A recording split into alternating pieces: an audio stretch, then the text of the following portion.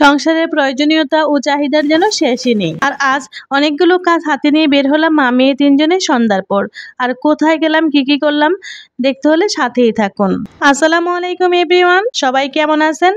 সবাইকে ওয়েলকাম জানাচ্ছি আজকের নিউ ব্লগে। তো আমরা মা মেয়ে তিনজনে বের হয়ে পড়লাম সন্ধ্যার পর একটু মার্কেটে যাব, অনেকগুলো কাজ হাতে নিয়ে বের হলাম। এই তো প্রথমে আমরা চশমার দোকানে ঢুকে পড়লাম। তো এখানে চশমা বানাতে দিয়ে আমরা বেশ কয়েকটি কাজ সেরে নিব। চশমা বানানো হতে হতে আমাদের কাজগুলো হয়ে যাবে। তাই তো প্রথমে আমরা চশমার ফ্রেম সিলেক্ট করা হয়ে গেলে আমরা চলে গেলাম অন্যান্য কাজগুলো সারতে, আর যতটুকু সম্ভব আপনাদের সাথে শেয়ার করার চেষ্টা। আর এই লাইফস্টাইলের ভিডিওগুলো আপনাদের কার কাছে কেমন লাগে কমেন্ট সেকশনে জানাতে ভুলবেন না। মুহূর্তে আপনি ভিডিও দেখছেন অথচ লাইক দেননি, প্লিজ একটি লাইক দিয়ে ভিডিওটি কন্টিনিউ করুন। আপনার একটা লাইক আর একটি সুন্দর মতামত আমার কাছে অনেক বেশি গুরুত্বপূর্ণ। আমার এই ভিডিওগুলো আপনারা বাংলাদেশের কোন জেলা থেকে দেখছেন আর কোন দেশ থেকে দেখছেন সেটিও জানাবেন। আমি চেষ্টা করব পরবর্তী ভিডিওতে আপনাদের নাম প্রকাশ করতে। এই তো কথা বলতে বলতে চলে এলাম জুতা কিনতে।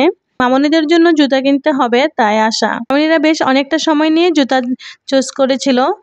বিভিন্ন কোয়ালিটির জুতাগুলো দেখার পর মামনিরা এই 2 জোড়া জুতা চয়েস করেছিল। আপনারাও দেখে বলবেন মামনিদের জুতাগুলো কেমন হয়েছে। মামনিদের পছন্দ মতোই কিনে দেওয়ার চেষ্টা করি। একজন হোয়াইট কালার, একজন পিঙ্ক কালার। যদিও এই গরমে শু টাইপের এই জুতা নেওয়া ঠিক হয় না, তবে মামনিরা শু টাইপের জুতা পরতে বেশি স্বাচ্ছন্দ্য বোধ করে। শু কেনা হয়ে গেলে আমরা চলে যাওয়া মামনিদের জন্য বাসায় রাফ ইউজ করার জন্য কিছু টি শার্ট আর প্লাজো কেনার জন্য। গ্রীষ্মের এই সময়ে গরম থেকে আরাম পেতে একটু হালকা ধরনের পোশাক পরতেই ভালো লাগে। সেজন্যই মামনিদের জন্য আরামদায়ক এবং হালকা কালারের মধ্যে কিনে দেওয়ার চেষ্টা করেছি। হালকা কাপড়গুলো যেমন আরামদায়ক তেমনি ফ্যাশনেবলও।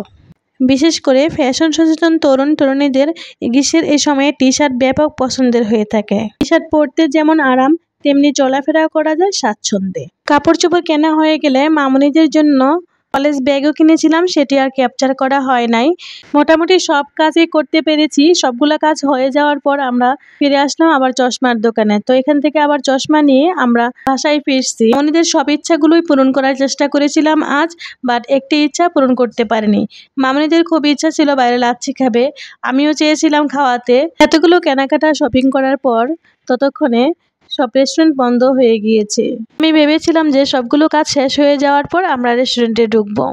তো মামনিদের মন ভালো করতে আসার পথে আইসক্রিম নিয়ে আসলাম। এই তো বাসায় মামনিরা আইসক্রিম খাচ্ছিল, আমরা মা মেয়ে তিনজনে আইসক্রিম খাচ্ছি। আইসক্রিম খেতে খেতে বিদায় নিয়ে নিব। যেতে যেতে পরবর্তী ভিডিওতে আমন্ত্রণ জানিয়ে এখানেই রাখলাম। সবাই ভালো থাকবেন আর আমার জন্য দোয়া করবেন। আল্লাহ হাফেজ।